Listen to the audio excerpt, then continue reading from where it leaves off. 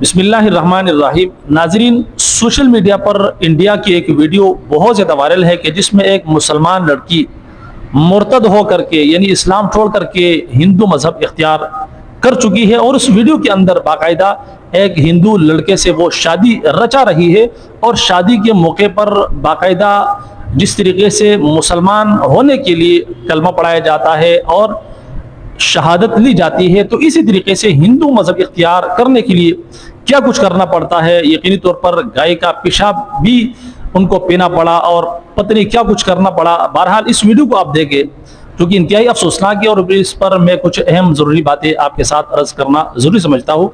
पहले आप इस वीडियो को देखें। हम आप लोगों का पवित्रीकरण कराने जा रहे हैं। ये इसमें ये कटोरी रखी है, इसमें गंगा जल है और गोमूत्र मिलाया हुआ है। इसको आप लोगों पर छिड़केंगे हम। छिड़कने के बाद आपके हाथ धुलाएंगे दोनों लोगों के और आपको 3 बार इसे पीना है। आपको ये गंगा जल और गोमूत्र पीने में कोई ऐतराज तो नहीं है? नहीं है ना? ठीक है, हाथ धो लीजिए। ऋषिकेशाय गोविंदाय नमो नमः। ये 3 बार पीना है। हाथ सीधा ऊपर रखो ऐसे ही, हाँ, दोनों हाथ लगाओ ऐसे ही। ओम माधवाय नमः पियो। ओम केशवाय नमः पियो। ओम केशवाय नमः। ओम नारायणाय नमः। ओम नारायणाय नमः। ओम माधवाय नमः।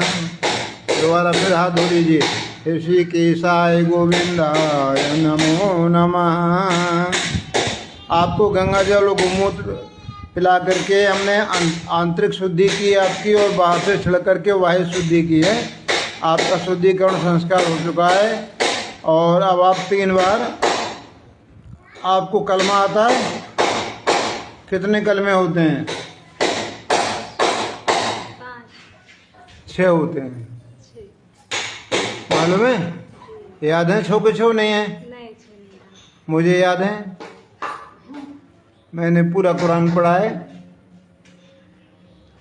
पूरे कुरान को पढ़ने के बाद ये नतीजा निकला कि एक भी चीज़ उसमें अध्यात्म से संबंधित नहीं निकली जो हमारा कल्याण करे या हमें मोक्ष दे, मुक्ति प्रदान करे, जन्म मृत्यु के बंधन से मुक्त कराए।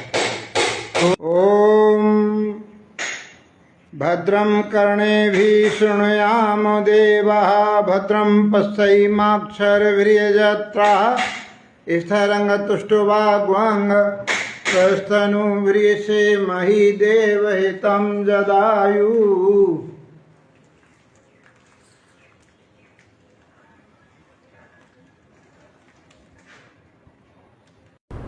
जी जनाब, आपने वीडियो देख ली। यकीनी तौर पर कहाँ आबे जमजम जैसा पाक पानी और कहाँ गौ मूत्र, कहाँ गाय का पेशाब की जिसको पी करके बाकायदा हिंदू मजहब इख्तियार किया जा रहा है।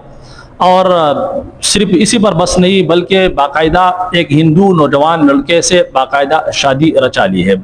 यकीनी तौर पर कुरान मजीद के अंदर तो अल्लाह हज़रत ने वाज़िह तौर पर फरमाया है कि वमन यर्तदिद मिनकुम अन दीनिही फयमुत वहुव काफिरुन फउलाइका हबितत अअमालुहुम फिद दुनिया वल आखिरह वउलाइका अस्हाबुन नार हुम फीहा खालिदून। कि जो इस्लाम से पहर जाए, जो कि इस्लाम को छोड़ दे, इर्तिदाद का शिकार हो जाए, मुर्तद हो जाए और उसी पर उसका जो है वो क्या हो जाए, मौत आ जाए, तो दुनिया और आखिरत में इनके अमाल जो है ज़ाया हो जाएंगे। उलाइका अस्हाबुन नार, और ये अस्हाब नार यानी जहन्नमी है, ये जहन्नम के ईंधन बनने वाले। और सिर्फ ऐसा नहीं है कि कुछ अरसे के लिए बल्कि हम फीहा खालिदून, और जहन्नम के अंदर हमेशा रहेंगे। बहरहाल बहुत अफसोस हुआ इस वीडियो को देख करके। एक मुस्लिम घराने के अंदर पैदा होने वाली एक मुस्लिम बेटी अब आगे चल करके हिंदू लड़के से शादी करके अब हिंदू बच्चे पैदा करेगी, जो यकीनी तौर पर बहुत अफसोसनाक है और मुसलमानों के लिए इस एक बहुत बड़ा लम्हे पे गिरिया है। यहाँ पर जहाँ इस लड़की का कसूर है कि इन्होंने अपने मजहब को छोड़ दिया, तो इससे बड़ा कसूर उनके जो वालिदैन हैं, माँ बाप है, उनका है।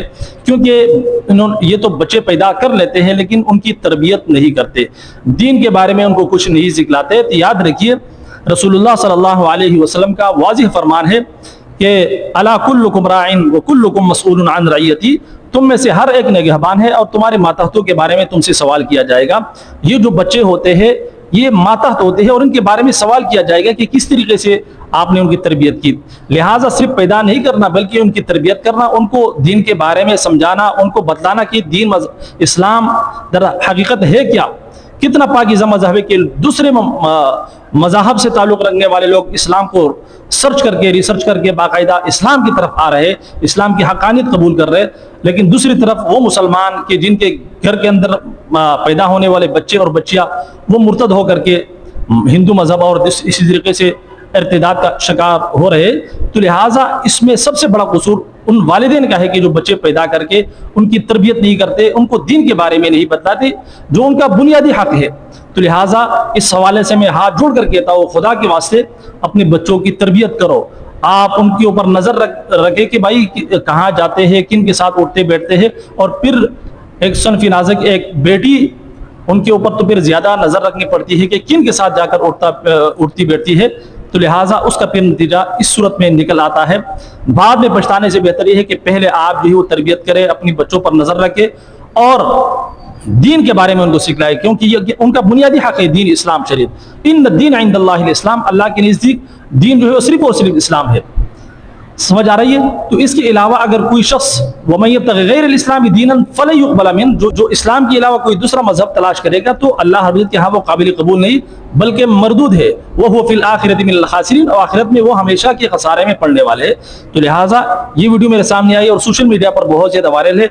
लिहाजा इस हवाले से मैं अल्लाह का वास्ता देकर कहता हूँ कि खुदा के लिए ये आपका हक बनता है। अल्लाह रब्बुल इज्जत कल क़यामत के रोज़ आपसे पूछेंगे इनके बारे में, अगर ये मुर्तद हो चुकी है। और इसी तरीके से बहुत सारे ऐसे केसेस सामने आ रहे हैं कि मुस्लिम लड़कियां बाकायदा वो हिंदू लड़कों के ट्रैप में आकर के जाल में फंस रही है और इर्तिदाद का शिकार हो रही है। तो लिहाजा ये आपका हक बनता है, ये आपके ऊपर फर्ज है कि आप अपनी बच्चों की तरबियत करें और उनको दीन से जुड़ा रखें, उनके ऊपर नजर रखें, अखलाकी हवाले से तरबियत करें और दीनी हवाले से भी उनकी तरबियत करें और दीन के बारे में उनको बताएं, क्योंकि ये उनका बुनियादी हक है।